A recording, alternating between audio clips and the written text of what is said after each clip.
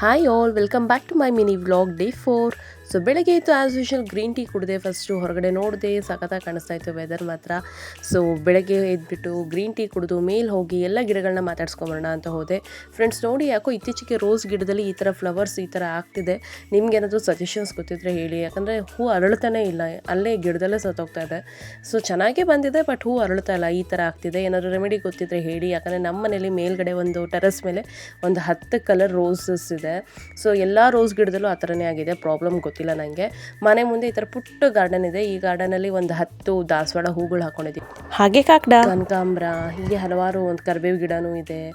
ಸಿಕ್ಕಾಪಟ್ಟೆ ಫ್ಲವರ್ಸ್ನ ಹಾಕೊಂಡಿದ್ದೀವಿ. ಇನ್ನು ಹೀಗೆಲ್ಲ ಇದು ಪುಟ್ಟ ಮರಿಗಳು, ಇದು ಬೇಗ ದೊಡ್ಡದಾಗಲಿ, ಬೇಗ ಹೂ ಬಿಡಲಿ ಅಂತ ಅನ್ನಿ. ಸೊ ಹಾಗೆ ಒಂದು ಸ್ವಲ್ಪ ತರಕಾರಿ ಖಾಲಿಯಾಗಿತ್ತು, ತರಕಾರಿ ತೊಗೊಂಡು ಹಾಗೆ ವಾಪಸ್ ಬರೋಣ ಅಂದ್ಕೊಂಡೆ. ನೈಟ್ ಸ್ವಲ್ಪ ಚಳಿ ಇತ್ತು, ಹಾಗಾಗಿ ಬೆಳಗ್ಗೆ ವಾತಾವರಣ ತುಂಬ ಕೋಲ್ಡ್ ಆಗಿತ್ತು. ಇದು ನಮ್ಮನೆ ರೂಟು. ಹಾಗೆ ಬರಬೇಕಾದ್ರೆ ನೀವು ಲೆಫ್ಟ್ ಸೈಡ್ ನೋಡ್ಬೋದು, ಒಂದು ಪಾರ್ಕ್ ಕೂಡ ಇದೆ. ಒಂದು ದಿನ ನಾನು ಖಂಡಿತ ಪಾರ್ಕ್ ವಿಡಿಯೋನು ನಿಮಗೆ ಅಪ್ಲೋಡ್ ಮಾಡ್ತೀನಿ. ಈ ಪಾರ್ಕಿಂದ ತುಂಬ ನಿಯರ್ ನಮ್ಮನೆ. ಸೊ ಆದಷ್ಟು ಬೇಗನೆ ನಾವು ಬಂದು ಸೇರ್ಕೊಂಡ್ಬಿಡ್ಬೋದು. ಒಂದು 2 ಮಿನಿಟ್ಸ್ ವಾಕ್ ಅಷ್ಟೇ ಪಾರ್ಕಿಂದ ನಮ್ಮನೆ. ತಂದೆ ತರಕಾರಿಯಲ್ಲಿ ಒಂದೊಳ್ಳೆ ರೈಸ್ ಮಾಡ್ಕೊಂಡ್ವಿ. ಹಾಗೆ ಬೆಂಡೆಕಾಯಿ ಇತ್ತು ಮನೇಲಿ, ಬೆಂಡೆಕಾಯಿ ಫ್ರೈ ಮಾಡ್ಕೊಂಡಿದ್ವಿ.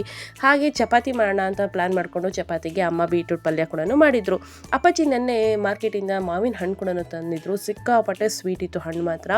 ಈಗ ಒಂದು ಮಾವಿನ ಹಣ್ಣು ಸೀಸನ್ ಅಂದಮೇಲೆ ಕಂಪಲ್ಸರಿ ಮಾವಿನ ಹಣ್ಣು ಇರಲೇಬೇಕಲ್ವಾ. ಸೊ ಸೀಕರಣೆ ಅಂತೂ ಮ್ಯಾಂಡೇಟ್ರಿ ಇದ್ದೇ ಇರುತ್ತೆ. ಚಪಾತಿಗೆ ಅಮ್ಮ ಸೀಕರಣೆ ಕೂಡ ಮಾಡಿದರು. ಅಮ್ಮಂಗೆ ನೆನ್ನೆ ಈ ಅಧಿಕ ಮಾಸ ಅಂತ ಬಾಗ್ನ ಕೂಡ ಕೊಟ್ಟಿದ್ರು. ಸೊ ಅದನ್ನು ದೇವ್ರ ಮನೇಲಿ ಈ ರೀತಿ ಜೋಡಿಸಿಟ್ಟಿದ್ವಿ. ಅದಾದಮೇಲೆ ಅವತ್ತಿನ ತಿಂಡಿ ನಂಗೆ ಹಾಕ್ಕೊಟ್ರು.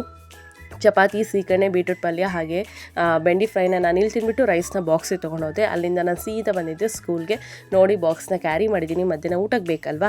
ಸೊ ಬಾಕ್ಸ್ನ ಕ್ಯಾರಿ ಮಾಡಿಕೊಂಡು ಹಾಗೆ ಇದೊಂದು ಪುಟ್ಟದು ಕೀ ಬಂಚ್ ನನ್ನ ತಂಗಿ ಗಿಫ್ಟ್ ಮಾಡಿದ್ದು, ಅದನ್ನು ತೊಗೊಂಡು, ಐ ಮೀನ್ ಕಸಿನು. ಸ್ಕೂಲಿಗೆ ಬಂದ್ವಿ. ಸ್ಕೂಲಲ್ಲಿ ಈ ಥರ ಎಂಟ್ರಿ ಇದೆ. ಆಲ್ಮೋಸ್ಟ್ ನಾನು ಇಲ್ಲಿಂದ ನಿಮಗೆ ತೋರಿಸಿರ್ಲಿಲ್ಲ ಅಂದ್ಕೊತೀನಿ. ಈ ವ್ಲಾಗಲ್ಲಿ ನನ್ನ ಸ್ಟಾಫ್ ರೂಮ್ ಕೂಡ ನಾನು ನಿಮಗೆ ತೋರಿಸಿದ್ದೀನಿ.